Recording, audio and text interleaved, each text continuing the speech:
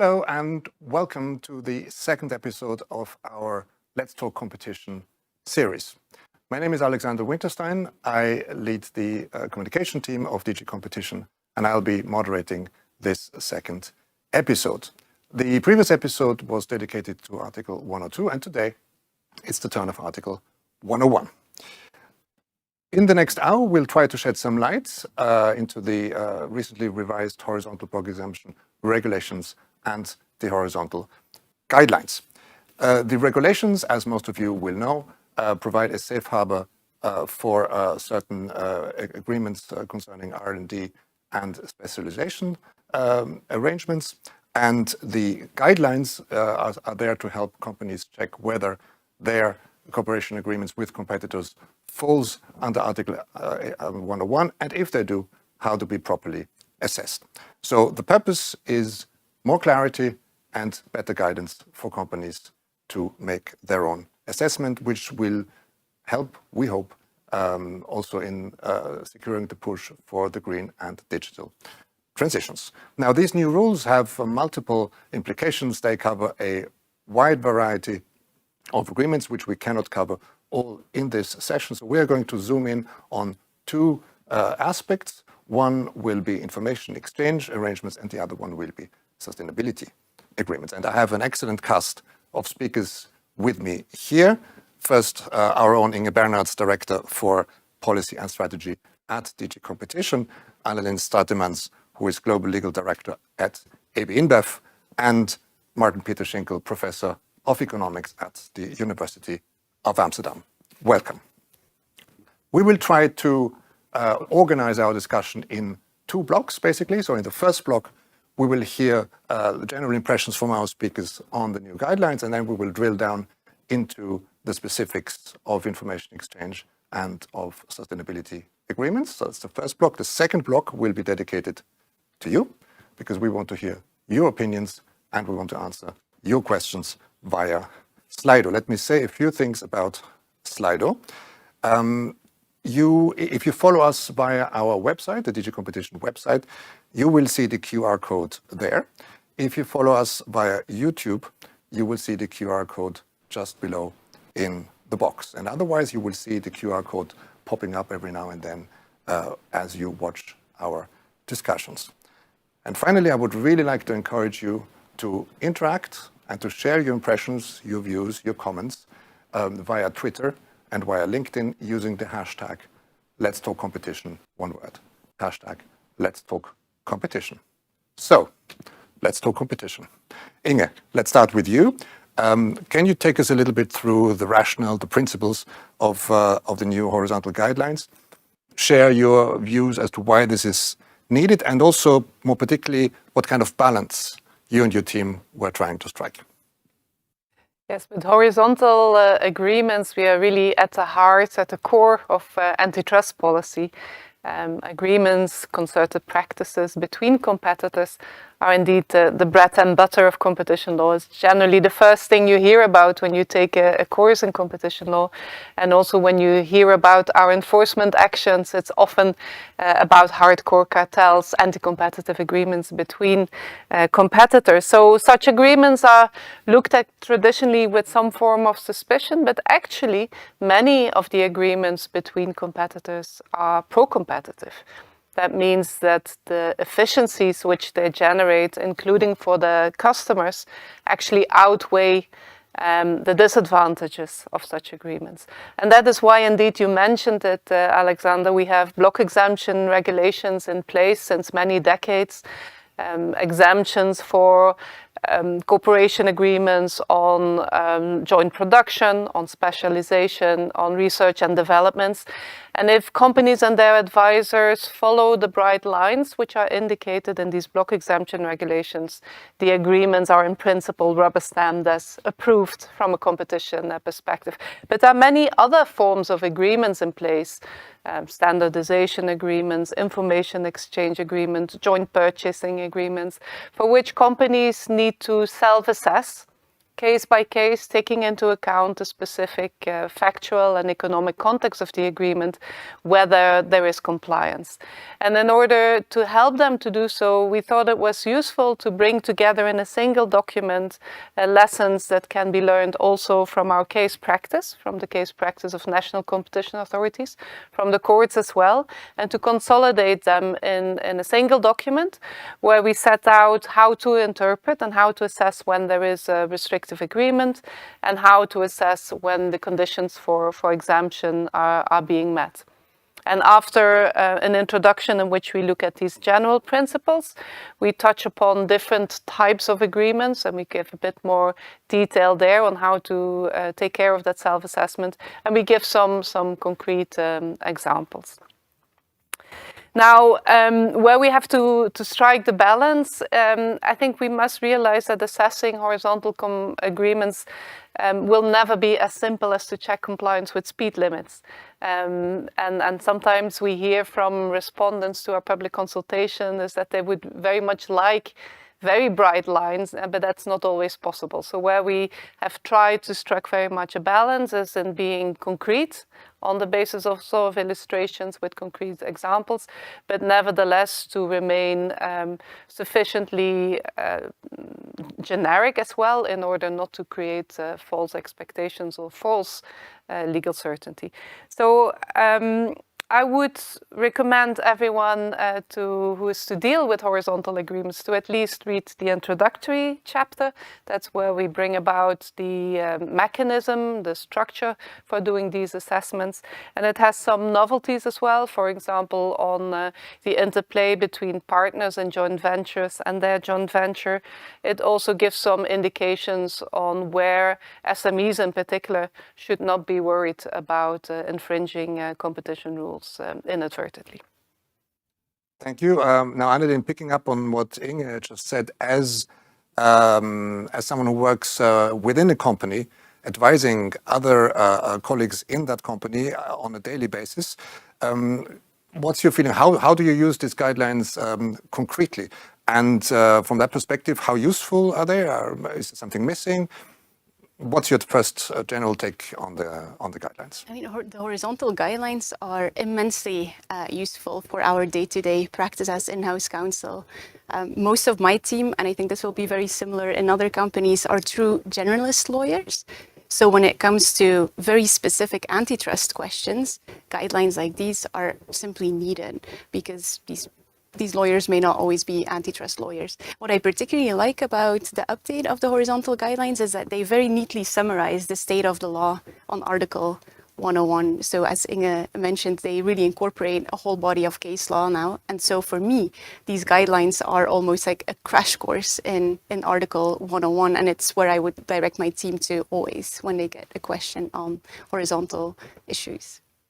Thank you very much. Now, Maarten, Pieter, let me pick up on something that Inge said. She spoke about the balance. Now, we live in times of very interesting developments, upheavals, revolutions, even emergencies, challenges. So in that in those uncertain times, do you think that these guidelines strike the right balance between, on the one hand, helping companies to do the right thing, but on the other hand, preserving the essential principles of competition policy?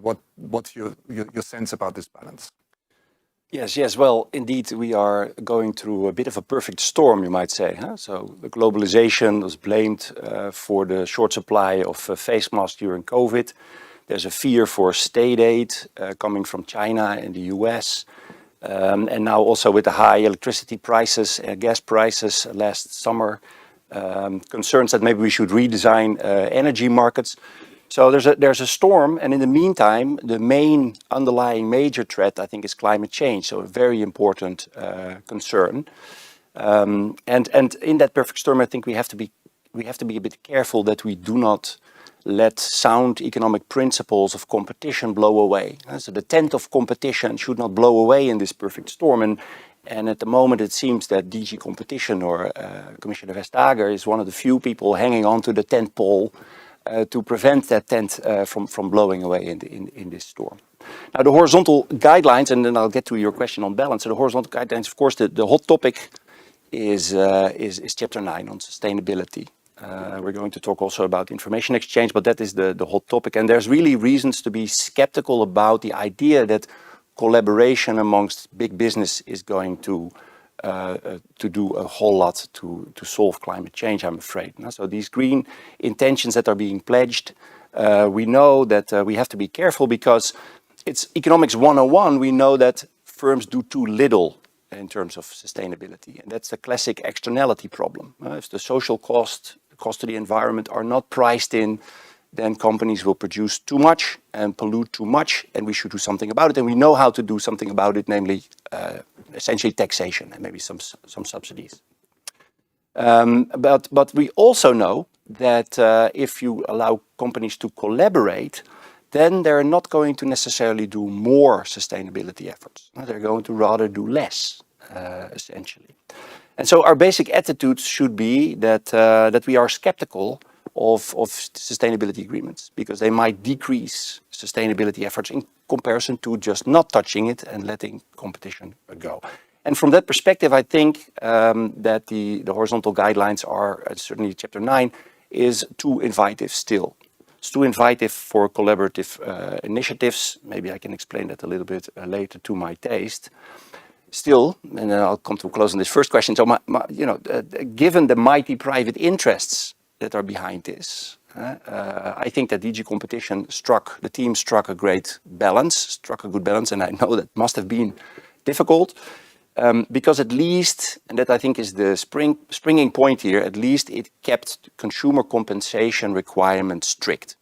So in recital 569, the requirement is that consumers are fully compensated. And I think that is essential. That's a good balance.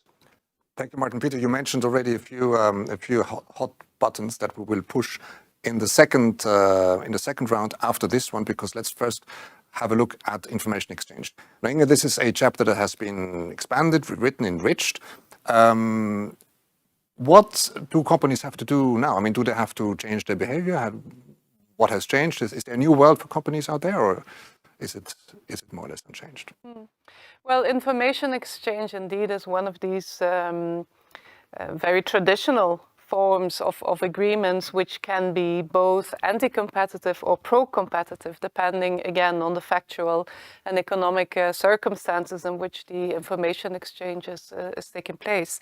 On the one hand, for hardcore price-fixing cartels, for example, you see that information exchange is part of that to make the cartel happen and to monitor compliance. But at the same time, for example, in the context of sustainability agreements, you may need a certain degree of information exchange to be able to reap the the pro-competitive effects that those agreements can bring about. If you think about, for example, information asymmetries which may exist between incumbent participants in the market and new entrants, then actually information sharing can address that information asymmetry and can be pro-competitive. So again, I don't think there is that much new, because the case practice that we have developed, the court's case law, indicates in a way that we have to try to set out again in the guidelines in a quite systemic matter what are the various points that you need to address.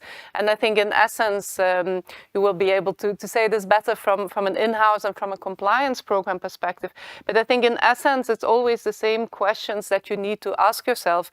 When you are exchanging information between competitors, a warning signal needs to be going off. And then you need to ask yourself, is this information actually commercially sensitive or is it not? If it is commercially sensitive, why are you exchanging that information? Is that for pro-competitive or for anti-competitive reasons? And is the information exchange really necessary? Are there mitigating measures that you can put in place to limit the restriction of the information exchange? Now, at the same time, whilst the essential principles are still valid, where we do see some novelties is, of course, as a result of digitalization, that you have new forms of exchanging information today, and that the scale of information exchange in some contexts has, of course, incrementally increased.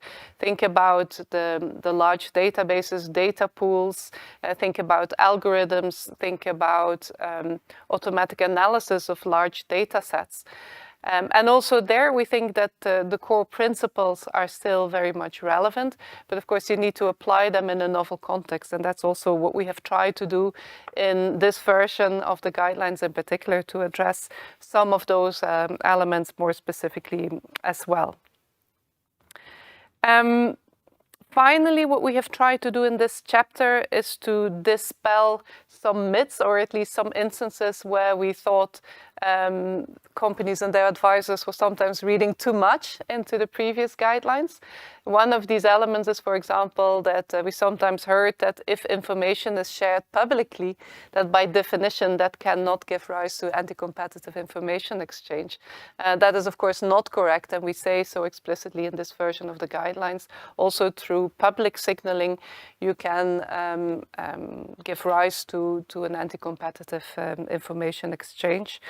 And another point where we thought there was sometimes a bit of a misinterpretation of the existing guidelines is that people thought that only information about future price trends could be anti-competitive, which is not correct, and we make it clear this time as well that even recent information can lead to anti-competitive exchanges.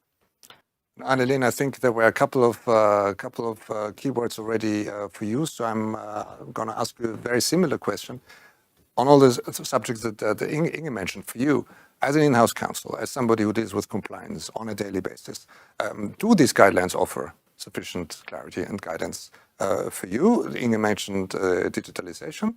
Are there any other aspects that have changed your work with regard to information exchange, and maybe some general words about your challenges that you face working in a big company in information exchange, digitalization, new developments, etc.?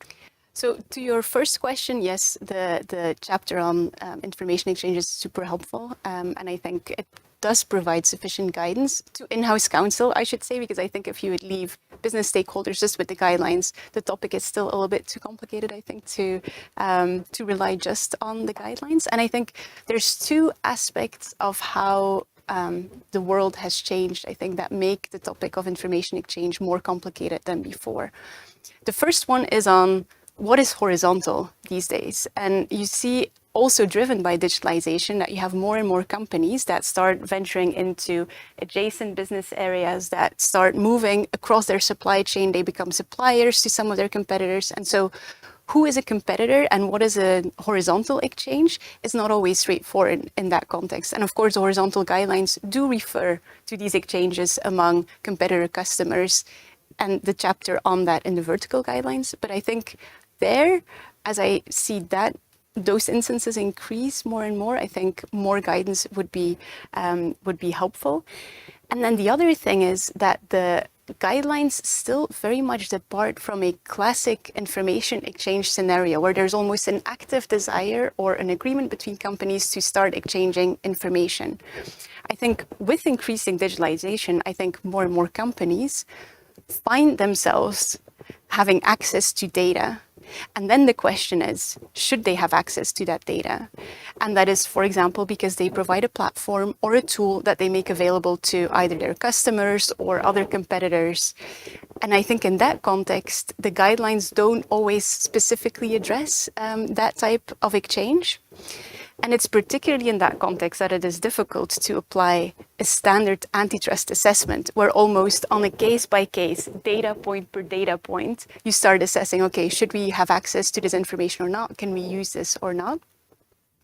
And because it is so difficult to do this on an ad hoc basis, in view of the large scale of data points that a company may be sitting on, for me, information exchange is the area par excellence for compliance by design. And what I mean by that is taking the learnings from our colleagues in data privacy, in anti-bribery compliance and really baking the rules on what is allowed into a company's systems.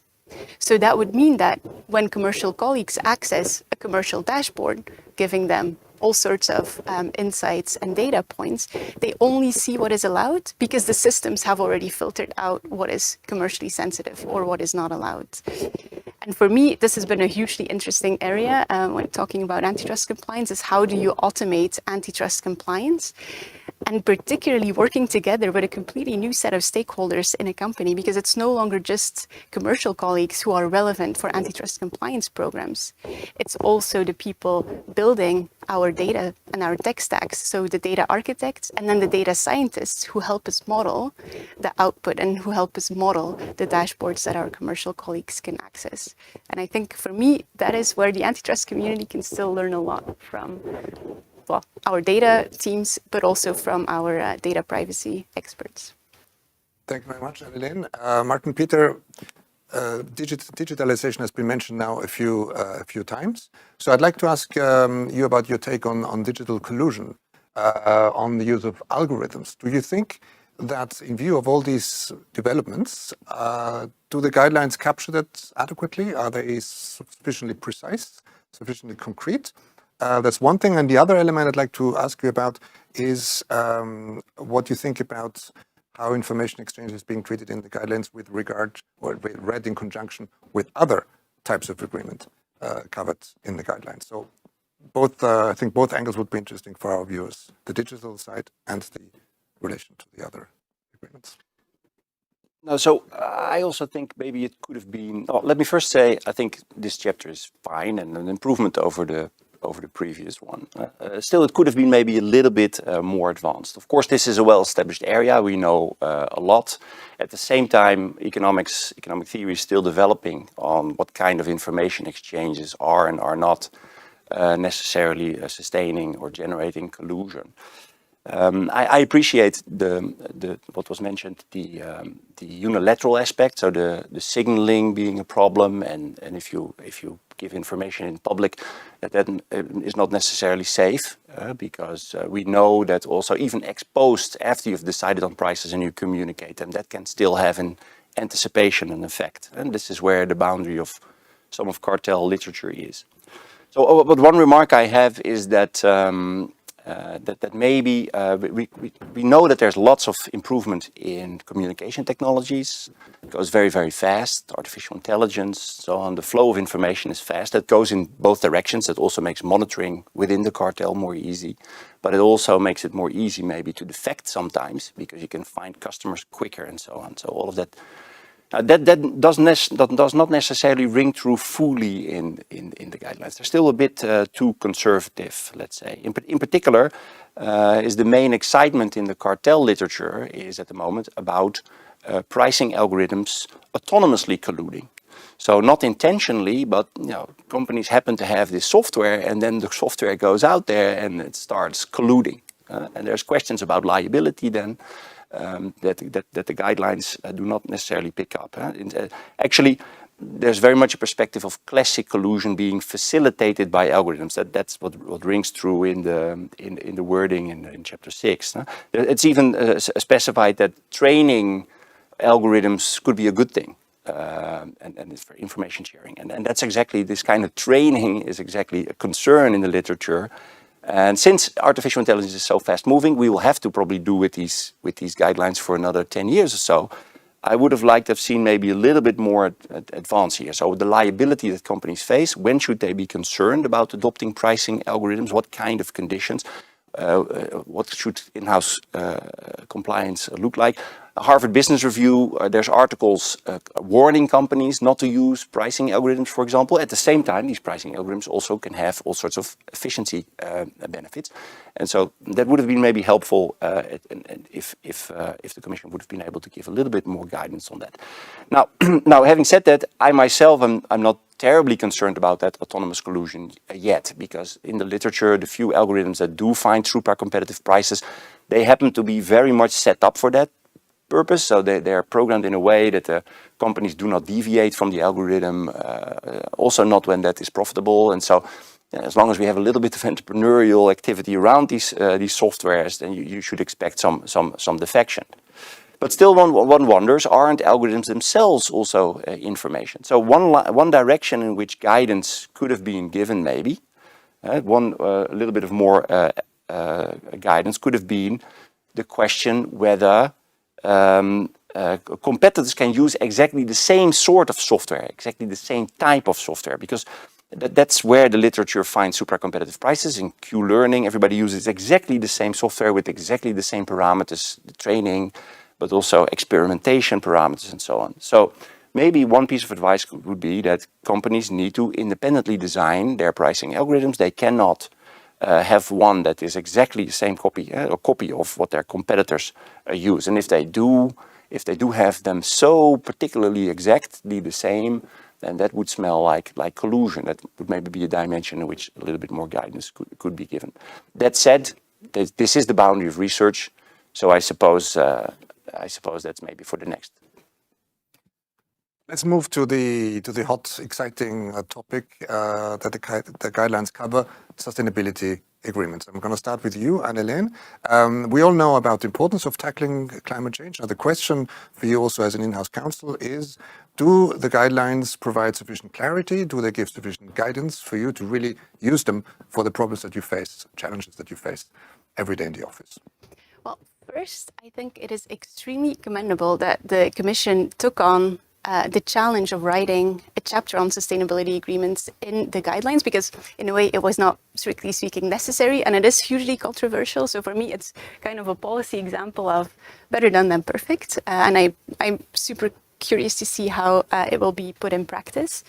And for me, that chapter on sustainability agreements, it's basically trying to give companies enough comfort so that they don't hide behind antitrust reasons to not have interactions or agreements that would be necessary to further sustainability goals. So then the question is, do we as companies now have sufficient comfort? And I think there's two areas where I would have liked to see a little bit more comfort. And I know Maarten and Pieter, you will probably agree with me on this.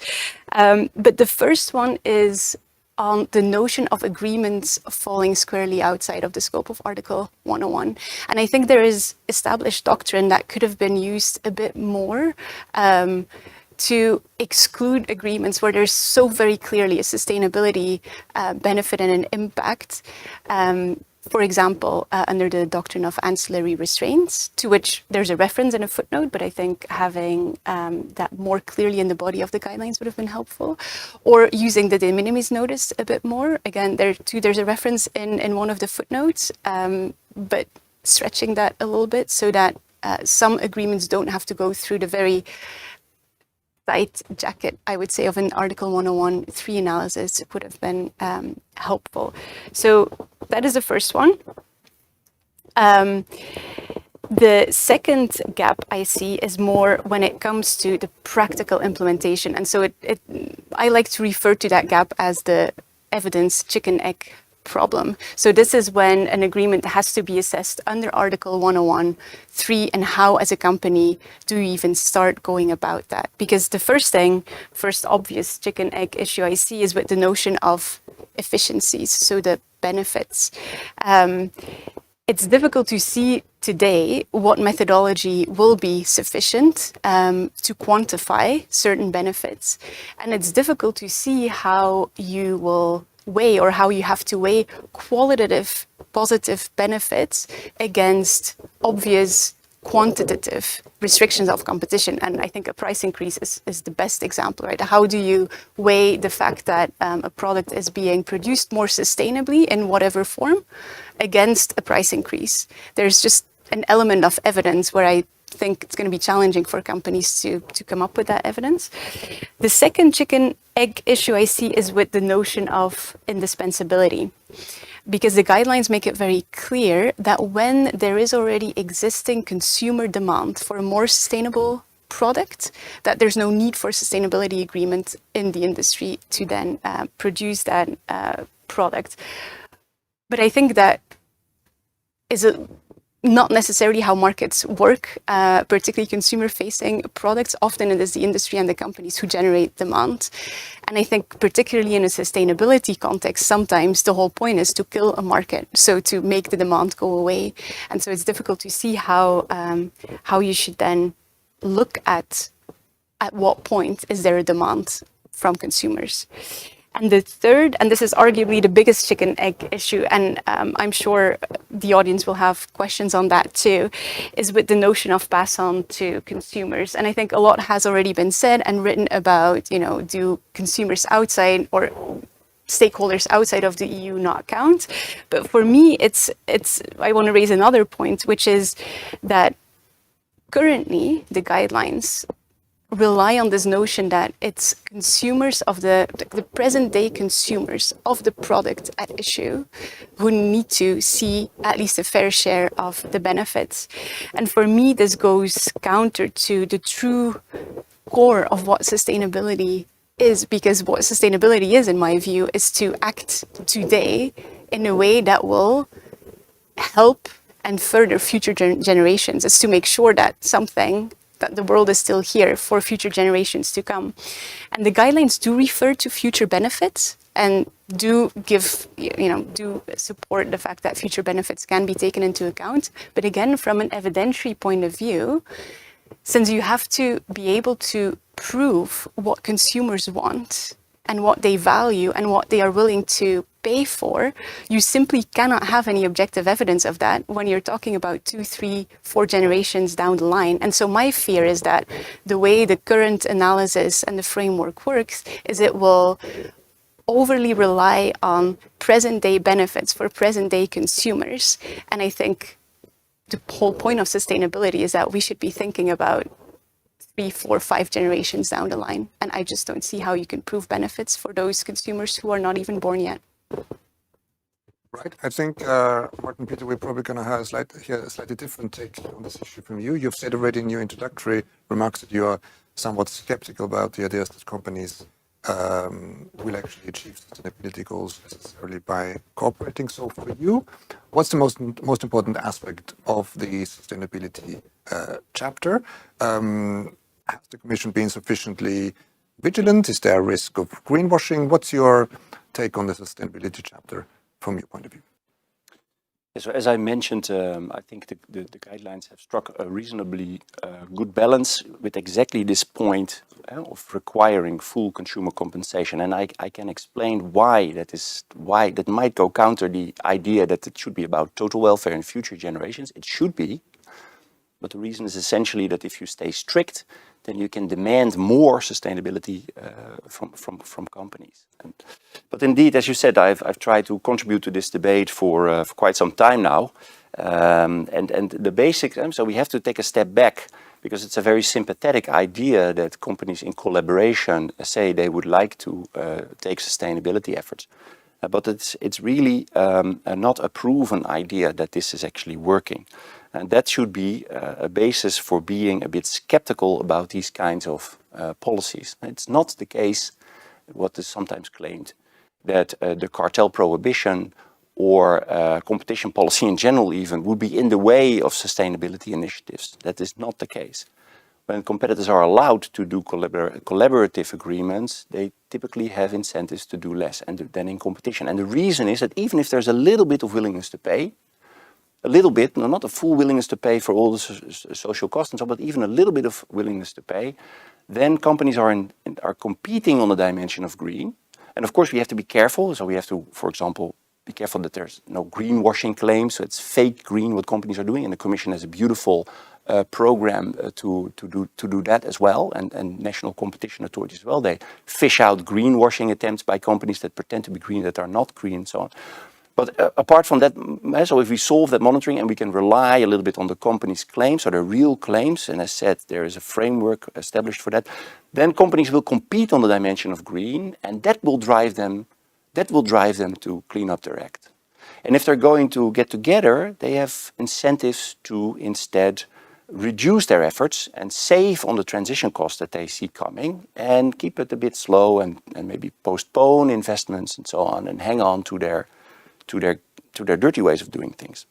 And so I'm glad that the Commission listened and didn't fall for the lure of these green sirens, if you like, which was a curious mix of vested interests and activists, sometimes quite naive activists, but also diehard ones after we explained that maybe this wasn't the royal route. Now, with that as a background, I think it is very good that the Commission, with all the confusion and all the excitement about it, that the Commission has delivered these guidelines. So there's very good points in there, very concrete ones. For example, that sustainability is not a separate category. It's a product improvement dimension. And also it should be, when we're talking about consumer benefits, it should be about the preferences of those consumers, the appreciation of consumers, and not how firms believe that consumers should appreciate products and so on. And so that's all stern and good. I think that's great. And then, of course, we have this important recital 569 that requires that consumers are fully compensated. And why that is important, and an answer to your question, I'll get to later. But first, let me say that I'm still a little bit worried that the guidelines might be a bit too inviting, because there's a loose use of economic terms like negative externalities and market failures that can be solved through cooperation agreements, for example. And in particular, recital 566 is really too broad brush economics in my reading. And so it uses terms like free riding on cost, and then this concept of first mover disadvantage, which is an important concept that's being used by proponents all the time. It's not defined in the guidelines. It's still in between brackets. There's a footnote with an example to it now in the latest version, but it's still a very loose concept. And I'm afraid that if you use important economic terms in such loose ways, then there's too much that can be read into this by the believer. That's not good, I think. Now, but that said, at the same time, I also don't think that Chapter 9 is offering all that much guidance to companies. Because what are sustainability agreements that the Commission is willing to consider? It's not clear. So in recital 521, for example, it says it could be any agreement that pursues a sustainability objective. But could that also be price fixing? Actually, in some of our research, we show that price fixing might work if you prevent sustainability agreements as well. But just price fixing, that can induce companies to do invest in sustainability efforts. And in section 932, for example, then it's only focused on standardization, standardization agreements, and really the guidelines don't really return to the wider concept of sustainability agreements. So what the Commission is willing to consider, it's not clearly delineated, and I would think that is difficult for establishing a self-assessment. Now, let me say something on the notion of indispensability also. I have two comments there. So first, one remark is that on indispensability, I would think, so we are concerned, we want more sustainable ways of production for the long-term future. This is all about the future, as you said, right? So it's about future generations and saving our world from climate change. So what we should be considering, and I don't see that underlined in the guidelines, what we should be considering is what is the level of sustainability that we will get in the long run from the agreement compared to if we let competition develop. And what kind of green path do we get then? And so we should take into account the future developments into this but-for analysis. The but-for analysis, if we do not allow for the horizontal agreement or for the exemption from cartel prohibition.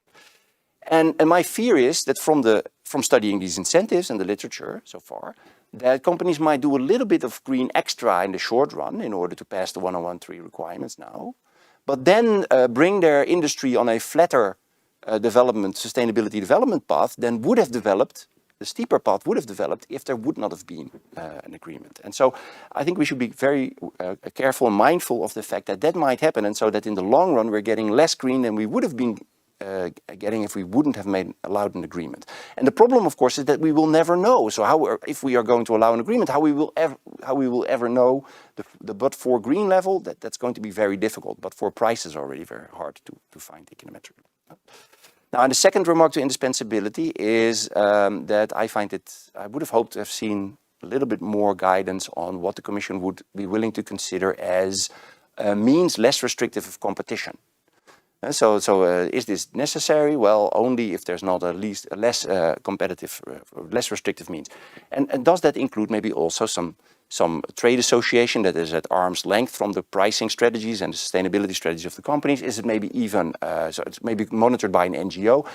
Could it maybe include even some government regulation as an alternative? That would be really great. Just like in merger control, when companies claim efficiency gains from, for example, sharing intellectual property rights, then the Commission can say, well, we don't really think that merger is necessary for that because you can do a licensing agreement. And something like that would be alternatives to the horizontal agreements, sustainability agreements, and they're not really spelled out in the guidelines. No?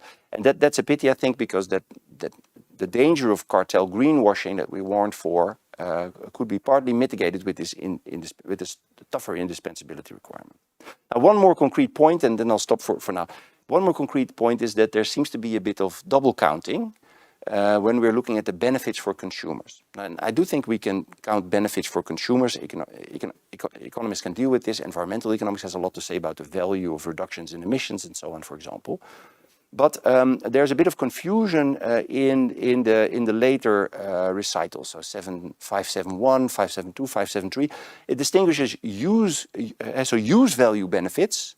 And then there are positive externalities which lead to non-use benefits. So that's benefits, for example, consumers' appreciation of the impact of their sustainable consumption on others. That's great. I think that's a real thing that can exist.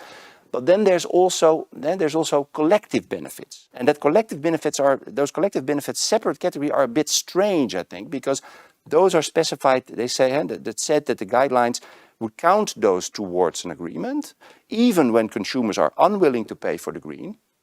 But then if there's sufficient overlap between the consumers and the wider society benefiting from I find that strange. So you want to compensate consumers. I'm confused here, so simply confused. How are you going to measure this? There's apparently no willingness to pay. So it's puzzling how you're going to now add those on the benefit sides. And that is a opening for, I'm afraid, too much adding on the benefit side, which might lead to when anything goes at some point, because we have to look. That's the recital. That's key. We have to look at compensation, full compensation for the consumer. Exhaustive, and I've seen already some Slido questions that will pick up on this. So we will come back to this later. Inge, I think it has become clear that this has been hotly debated and controversial. It is still today, as we see. So when we think about fair share, for example, is it fair to say that the Commission has been too cautious, too conservative, or do you think we got it right? Also taking into account what we have just heard from Anneleen and from Maarten, Pieter. Maybe one step backwards before I come also to that particular question. It is true that, of course, the Green Deal is one of the prime policy objectives of this Commission. As you mentioned, Maarten, Pieter, the climate change challenge, environmental challenges more broadly than that are the challenge of our generation. And that's why Executive Vice President Vestager has also said from the beginning that this requires a whole of government approach. Competition policy is probably not the first at stake in order to make decarbonization happen, but it definitely also has its role to play. And because there was such a vivid debate about it also in the European Competition Network, but also globally, as DG Competition, we also, as Commission, we also wanted to express our views on it. But contrary to other chapters like information exchange that we discussed earlier, when it came to sustainability, it's true that we did not have the same wealth of case experience and case law to build upon. So that's why we launched in 2020 this broad societal debate to really gather input. And the input has been really good, has been rich, and has really helped us to formulate our vision. Now, one thing that came out very clearly from the debate is indeed the fear of the chilling effect that you mentioned, Anneleen. Does antitrust law stand in the way of agreements happening that actually are pro-competitive and are not anti-competitive? And that's why we felt that it was important that in the guidelines we addressed this element as well, because it's not only about very large companies which have sophisticated legal advice internally and externally. It's also about SMEs, which we want to give guidance to. So we have in our sustainability chapter indeed given some indications, maybe straightforward examples for the more astute competition lawyers, but to say, like, if you decide in your sector, for example, that you want to reduce the amount of paper consumed, that coming to a joint approach on these issues is not anti-competitive. We explicitly wanted to take up some of those examples as well. But at the same time, of course, because we don't have the same degree of case experience as perhaps in other fields, we may also remain relatively prudent in other aspects. Some may call it conservative. But what's important here is that the guidelines are also just the first step of horizontal, generally applicable rules that we want to put out there. But we have repeatedly also indicated to companies and their advisors that we are willing to also give on concrete projects that they have in mind more far-reaching guidance. And that's absolutely an invitation which is still standing out there. And that is also where we will probably be able to go into some further detail on some of the issues which you have been putting forward, like how exactly do you do the evaluation and accounting of pro-competitive and anti-competitive effects? What about some being more quantifiable, others being more qualitative? So I would say watch this space, not just the general guidelines and how they will be applied and commented on, but also further case practice as it will evolve. I think what for us is really important is the essential principle that we really don't see any contradiction between the achievements of competitive markets and the achievements of sustainability objectives. On the contrary, we really believe that keeping markets open and competitive indeed pushes companies to innovate and pushes companies to compete and bring sustainable products and services forward also at affordable prices. And that, at the end of the day, will then also ensure the pickup of those products and services. Now, one of the areas where the guidelines go into some length is on standard setting, for example, how within a relevant sector, competitors can develop either green labels or green standards. And we put specific criteria in place that create some kind of soft harbor. What is important is that, of course, such standards are open for any competitor who wants to join, even at a later moment to step in. What's also important is that participants can also still offer products and services outside the standard which was agreed. So we hope that part of the guidance really gives concrete hooks that companies can design their cooperation agreements around. Now, on the fair share, it is true that the guidelines insist, but that is because the treaty rules insist, that the fair share of the benefits of the collaboration must be passed on to consumers. Now, these benefits can, of course, take different forms. Sometimes when we talk about competition policy, it's always price that we zoom in on, but it's something that as DG Competition we've been trying to bring forward recently across all of our instruments, that a competitive dynamic is of course much broader than price only. It is also about quality of products, and that can then to some extent take into account as well quality for future generations and a more forward-looking approach. Innovation, of course, and a very important factor of competition. We say, and the guidelines say, that future benefits can be taken into account, not only the direct savings, water savings or energy savings, but also more forward-looking health benefits, for example, which can be many years down the line. They can be taken into account, and even more abstract benefits such as biodiversity can be brought into the picture. Benefits which go beyond the benefits to consumers in the relevant market can also be brought into the picture and certainly have their effect as well. But it remains an important part of standard competition law that we remain attached to, also in the context of sustainability agreements, that consumers of the relevant products and services cannot be worse off as a result of the agreement between competitors than without the competitors. And that remains a point that we indeed remain attached to.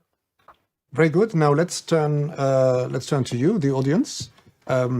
If you see the QR code, you click on it with your phone, and then you type your question and you push ask, and then it comes to us here on the screen.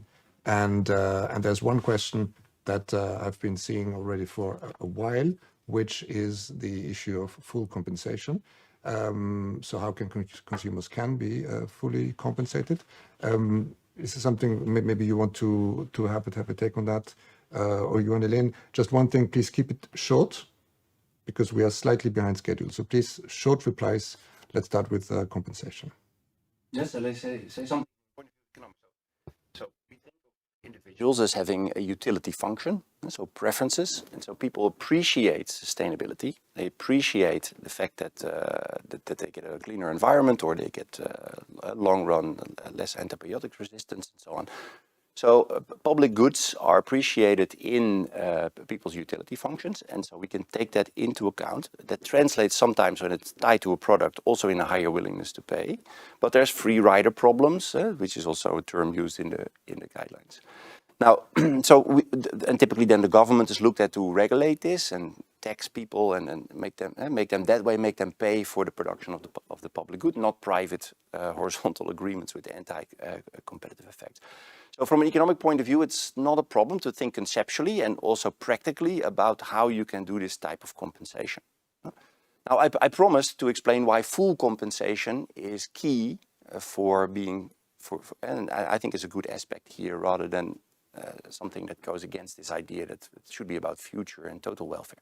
And I think the drafters of the treaty were very smart. If this remains the interpretation of the treaty, I'm not fully reassured about that in some future. But okay, so that full compensation is required. Why is that the good thing here? Well, because that's the only criterion that allows for at least requiring a substantial amount of sustainability. So if companies come with a sustainability initiative that's anti-competitive, that's going to harm their consumers with higher prices, for example, then the competition authority now can go and ask, well, that could in principle be exempted, but then these sustainability benefits need to be sufficiently high in order to overcome the drawbacks for your consumers. If you would, which is the alternative, which has been proposed by some proponents, including competition authorities, if the alternative would be that you count also non-consumers, or benefits to non-consumers, so essentially, potentially to the whole wide world, then a little bit of sustainability can already pass, because you will multiply with the benefits, you will add up the benefits of all these people in the world versus the harm that's done to a relatively small group of consumers, and then very quickly you have to say yes to an agreement. So this keeps the competition authority in a strong bargaining position vis-à-vis the companies, which we know do not necessarily have all the right incentives. So at least you can then, as a competition authority, push them to delivering green, which is what this is all about, after all. If you want to, and I think you do, offer your point of view on this. Yeah, I think, well, for one, I think reading the guidelines as if they require full compensation, you could say that it kind of goes against the polluter pays principle that is so baked into other sustainability initiatives. But I'm not even sure if the guidelines require full compensation. I think it's clear that the guidelines require consumers need to benefit from a fair share of the benefits. But what a fair share is kind of left open, and I think will be subject to an ad hoc analysis. And I do think there could be situations where a fair share for consumers can be very small in light of the overarching sustainability benefits that may befall other groups in society. And I think this is exactly why I'm so curious to see how these guidelines will be put into practice, because I think the Commission did leave open enough room for these ad hoc analyses. But so I would question whether full compensation in every single instance is needed.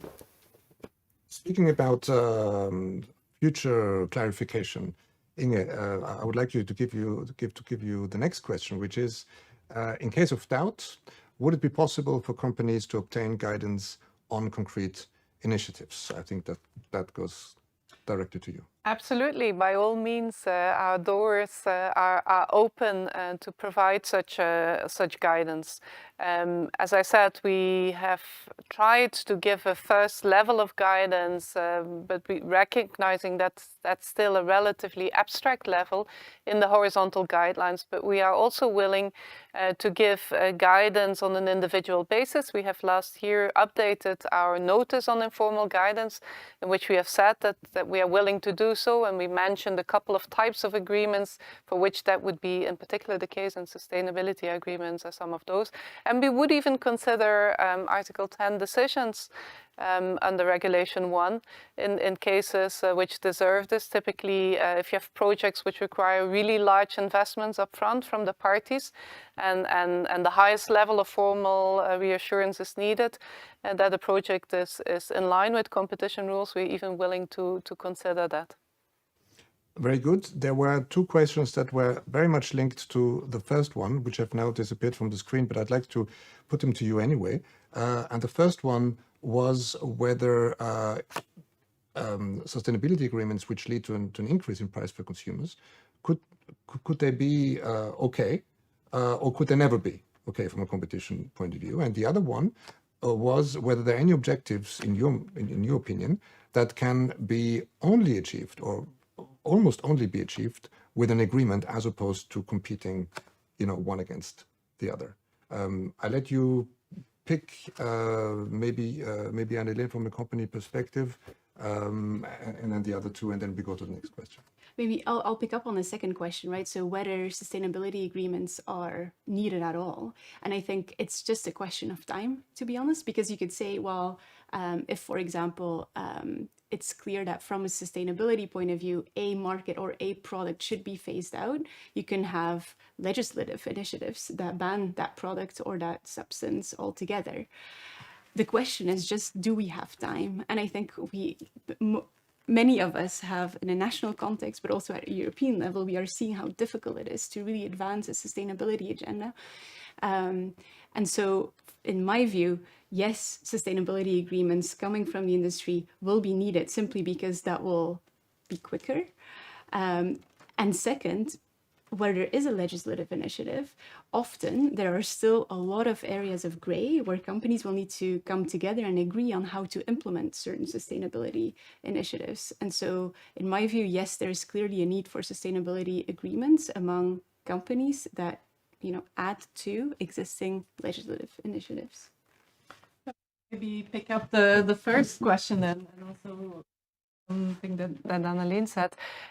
Of course, you can have an agreement, a sustainability agreement, which results to higher prices. If I'm thinking about, for example, the standardization agreements that I mentioned, or agreements to come to a green label, which involve a more sustainable but also more expensive production process, that then the result is an increase in price, is as such not a problem to the extent that you have more quality and more innovation that goes with it.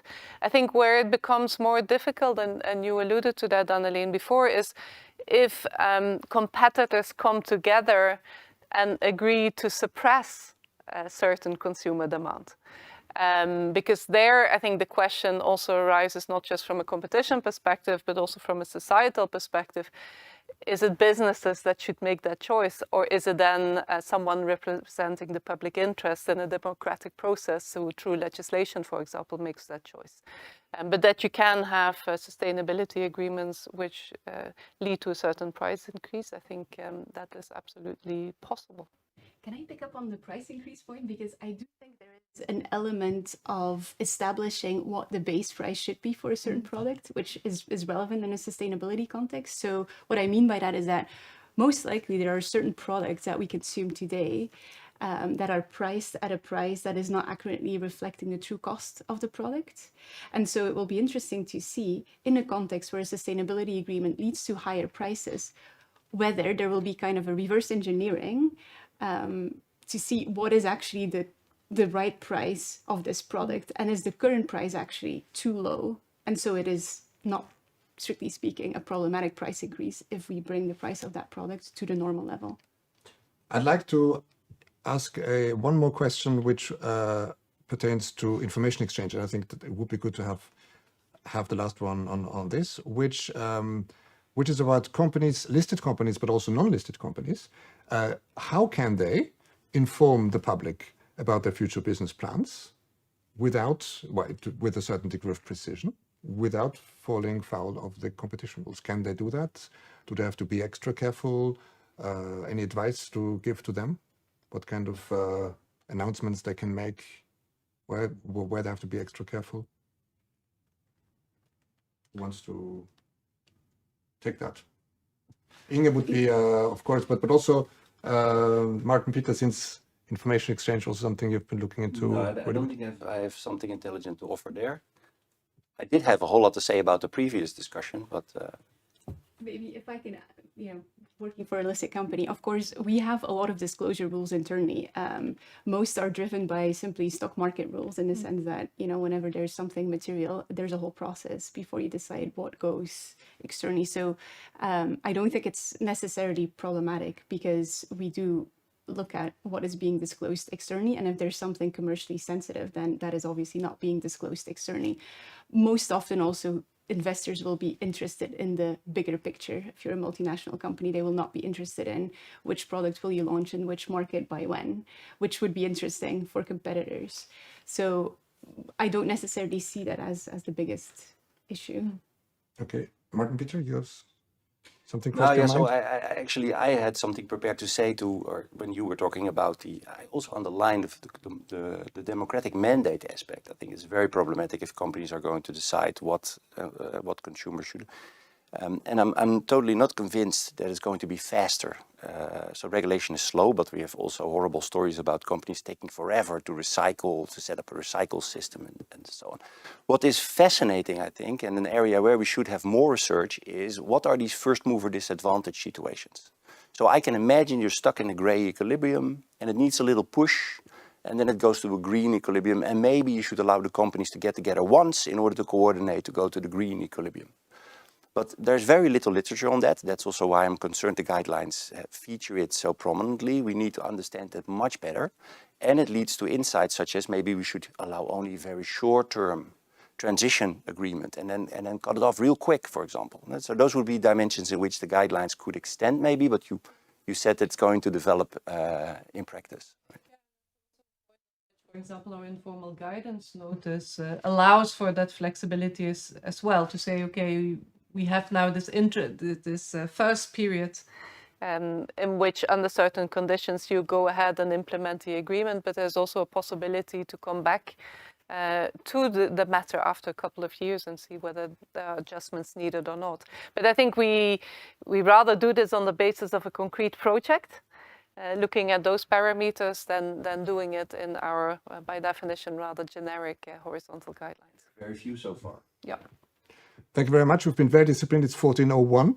So that's it for today. I'm going to close it here. I'd like to do two things. The first one is I'd like to apologize to the many people who have sent us their Slido questions, and unfortunately we could not take them all. And the second thing I'd like to do is to thank our panelists for the time they took to come here and discuss with us, and to thank everybody who was with us online and watching this debate, which I hope you found as interesting and useful as I found it.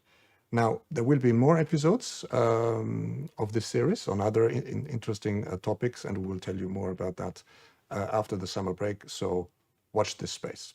Again, many thanks to you in front of your screens and to you here in the studio. Thank you.